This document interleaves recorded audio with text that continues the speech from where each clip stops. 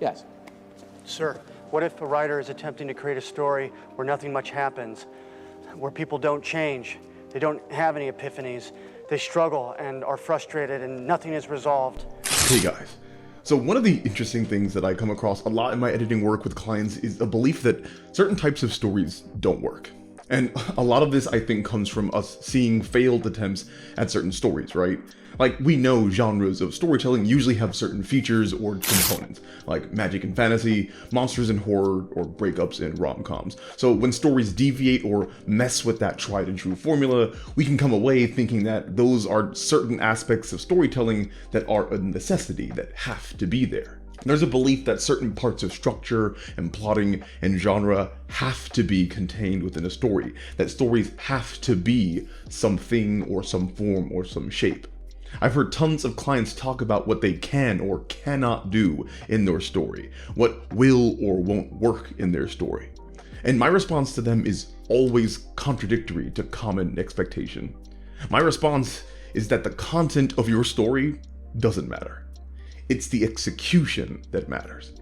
And I don't mean this in like a philosophical, fancy, poetic way. I mean, literally, it does not matter what your story does or does not have in it.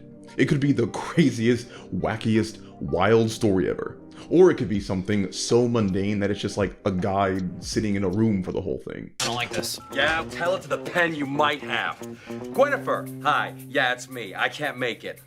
Well, tell your disappointment to suck it. I'm doing a bottle episode. Whatever it is, it literally doesn't matter. What stories ultimately come down to as far as quality is how you present the information within.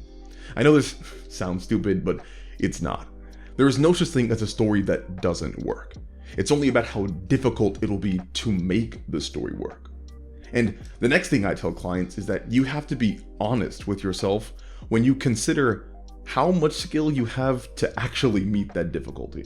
Can a 400-page epic fantasy war story with a 15-character ensemble cast work? Of course. Does a first-time author have the skills needed to properly execute that kind of story? Probably not. I should know, that's exactly what I tried to do, and I failed horribly. But while I recognize that most people might be disheartened by the fact that their skill in writing is the main issue, I see it differently. It's really freeing to me to think like that, because it means that the only limitation for me telling whatever story comes to my mind is my own writing ability. I can always improve. I can always learn and be open to criticisms and hone my skills to be better, and I can be the master of what stories that I want to tell, not some arbitrary rules about what can or cannot be. I only have to worry about my own ability to present the narratives that are interesting to me. It gives me the freedom to know that just because I am struggling with the story, that doesn't mean it can't be written well. It only means that the execution needs to be different.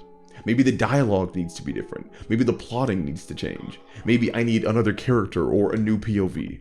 Or maybe I need to put this story on the back burner and practice my fundamentals with some shorter, more simpler narratives. When I wrote my first book, it came out to be 187,000 words. It was over 420 some odd pages long. And honest to God, it was at that time when writing it, I thought, oh, it's pretty good. But only later on did I realize that I bit off far more than what I could chew for my skills as a writer. I couldn't do my own story justice, so I decided that it was best to get some practice in before I write more garbage. I went from writing an epic fantasy spanning 4 countries to writing a 90-page crime noir novella set in a single little town.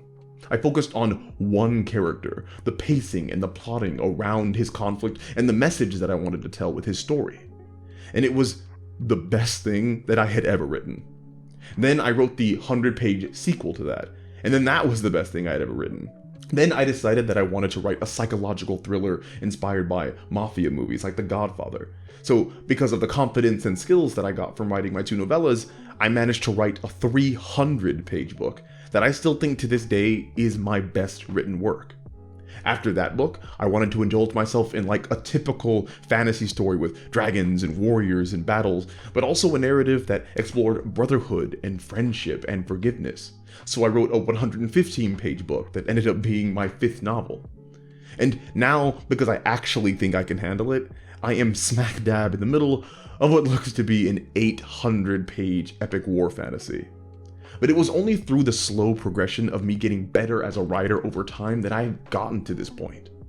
Never limit yourself to thinking that you can't do something in writing. When you create a narrative, you are God. You have the freedom and the power to do whatever you want. It's just about how well you can do that thing. Some of my favorite stories are the most nonsensical mishmashes of pieces ever, but they add up to be amazing because of the execution.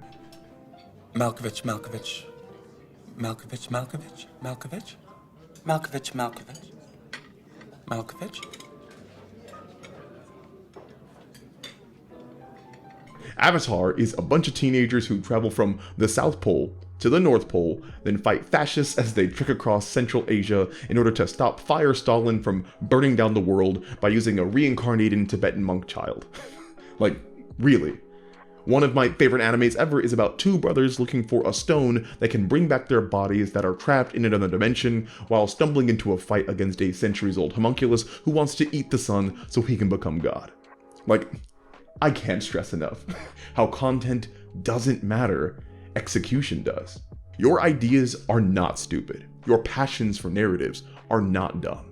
The stories you want to be able to tell can be told well, and they can be told by you. Just recognize that it may be you in 5 years, 10 years, 20 years, or 5 months. There's no shame in recognizing that a story may take more time, effort, or skill than what you have at the moment. The only shame is convincing yourself that you can't do it. Anyway, thanks for watching all the way until the end. If you like what you heard, leave a like, comment, and subscribe. Or what you can do is leave a comment about what you'd like me to talk about next. I'm very open to recommendations. As always, it was a pleasure, and I'll talk to you all again soon.